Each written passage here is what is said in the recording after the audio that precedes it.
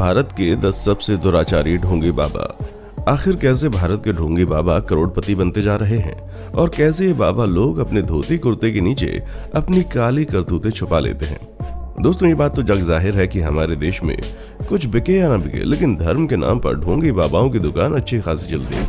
तभी तो लोग इनके चक्कर में आकर अपना घर बार सब कुछ लुटाने को तैयार हो जाते हैं। और कुछ बाबा तो इतने छुपे रुस्तम होते हैं ना कि दिन में भगवान का जाप करते हैं और रात में भगवान को भुलाकर अपनी रातें रंगीन करते हैं। और ये सब तो कुछ भी नहीं है। ढोंगी बाबाओं के ऐसे ऐसे कारनामे आज के इस वीडियो में आपको देखने को मिल जाएंगे कि आप दांतों तले उंगलियां दबाने पर मजबूर हो जाएंगे। आशाराम।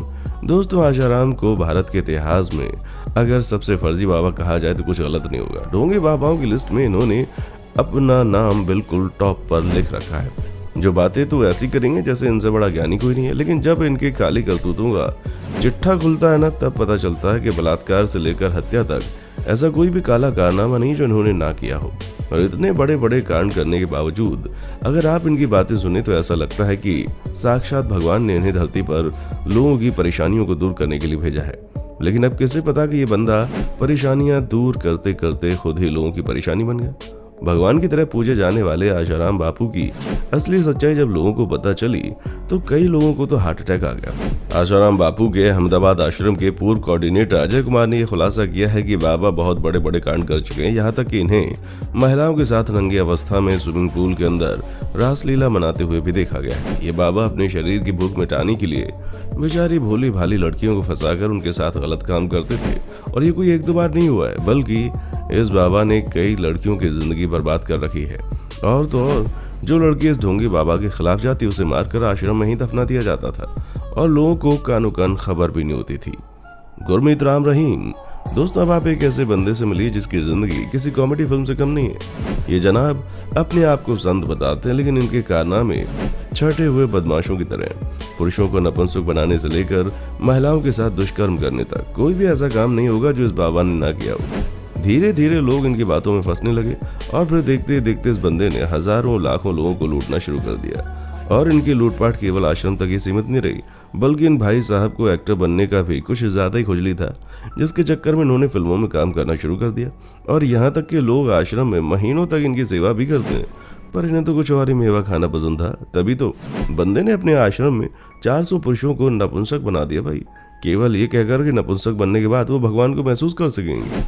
और जो महिलाएं थीं उनके साथ ये ऐसे ऐसे कांड करते थे कि क्या ही बताएं।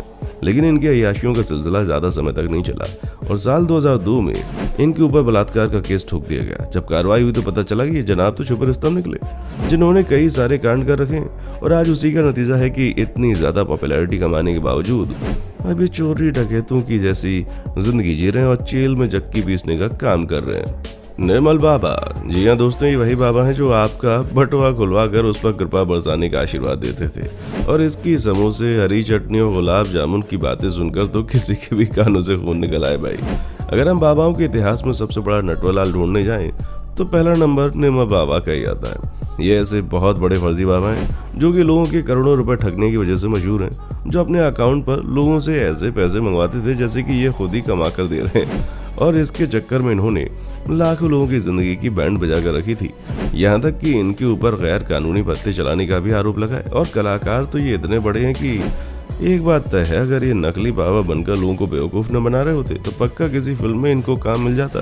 क्योंकि इतने कॉन्फिडेंस के साथ लोगों को धनिया चटनी और ब्रेड पकौड़ा खाने के लिए कहना कोई आसान बात थोड़ी है भाई। स्वामी नित्यानंद। अब तक आप लोगों ने बहुत से अलग अलग बाबाओं की कहानी सुनी, लेकिन इन बाबा ने जो काम किया है उसको कोई टक्कर नहीं दे सकता। बाबा को पुलिस ने देश में क्या खदेड़ा भाई। बाबा ने एक नया देश ही खरीद लिया। जी हाँ, हम मजाक नहीं कर रहे। यौन शोषण के इल्जाम से घिरे इन बाबा ने भारत से भागकर यहाँ से करीब 16,000 किलोमीटर दूर एक नया देश बसाने का ऐलान किया है। इस देश के पासपोर्ट से लेकर देश के संविधान और कानून की रूपरेखा भी तय हो गई है। पुलिस इस ढोंगी और कर्मकांडी बाबा को हिंदुस्तान में ढूंढ रही है और ये वहाँ अपना मुल्क बनाए बैठा है। वहाँ का ये स्वामी है और यही राष्ट्रपति और यही भगवान है। स्वामी नित्यानंद के नाम से प्रसिद्ध इस बाबा ने सच में सभी के कान काटे। हिंदुस्तान में पुलिस और गिरफ्तारी के खौफ से अलग ये जनाब अपनी बसाई हुई दुनिया में बड़े ठाट बाट से जिंदगी बिता रहा है। लेकिन इसे नहीं मालूम जिस दिन ये भारत की पुलिस के हाथ चढ़ गया ना, इतने डंडे पड़ेंगे कि सारी बाबागिरी एक बार में निकल जाएगी भाई। ओम बाबा। अब दोस्तों इनके बारे में तो क्या ही कहें, इन्होंने पूरी दुनिया के सामने अपनी इज्जत का फालूदा बनाने में कोई कसर नहीं छोड़ी।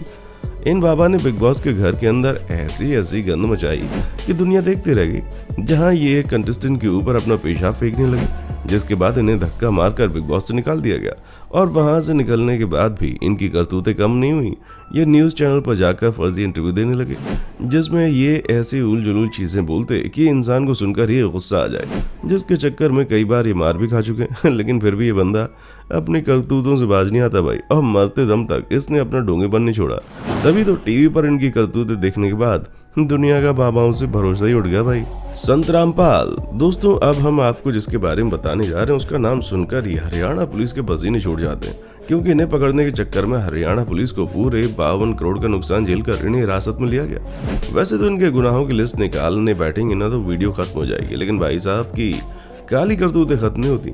असल में रामपाल पहले सिंचाई विभाग में काम करते थे, लेकिन उसके बाद इन्होंने नौकरी छोड़कर दुनिया को ठगने का विचार बना लिया, और अब लोगों को ठगने के लिए भला बाबा बनने से ज्यादा बेहतर और क्या है। और जब इनकी काली करतूतें लोगों के सामने आई ना तो हरियाणा पुलिस को इन्हें पकड़ने में लाले लग गए। सतलोक आश्रम में एक बच्चा और 4 महिलाओं की लाश मिली थी। आपको बता दें कि इस मामले में सतलोक आश्रम के संचालक और अनुयायियों के ऊपर हत्या और बंधक बनाए जाने के तहत केस दर्ज कर लिया गया, जबकि एक दूसरा केस रामपाल और उसके अनुयायियों के खिलाफ तब दर्ज हुआ जब 18 नवंबर को एक महिला का शव बरामद हुआ था।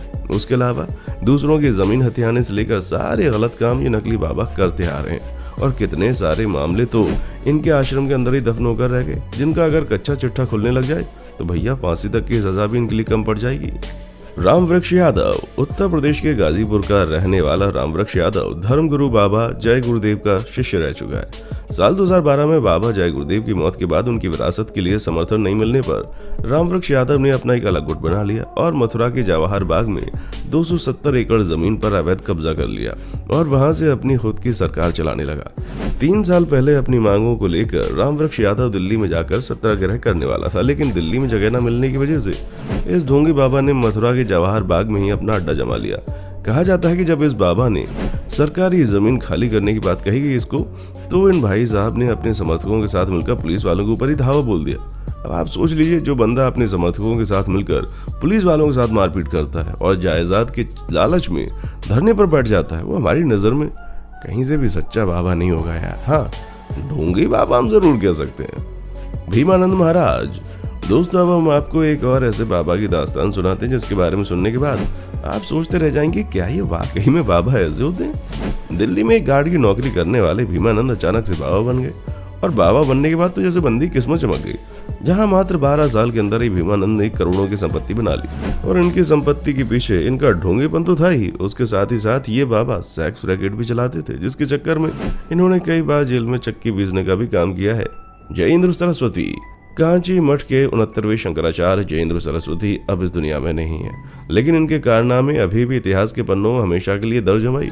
जहां इनके ऊपर एक कर्मचारी की हत्या का आरोप लगा हुआ, और कहा तो ये भी जाता है कि इन्होंने इसके अलावा भी अपने आश्रम में बहुत बड़े बड़े काम किए, पर ये इतने ज्यादा पावरफुल थे कि इनके द्वारा किए जाने वाले सभी पाप दबा दिए जाते हैं। तो ये थे भारत के सबसे ढोंगे बाबा। अब आपका इस वीडियो के बारे में क्या कहना है, कमेंट सेक्शन में आकर बताएं, और इसी तरह की इंटरेस्टिंग वीडियोस को देखते रहने के लिए चैनल को फटाफट से सब्सक्राइब कर दें। देखने के लिए शुक्रिया।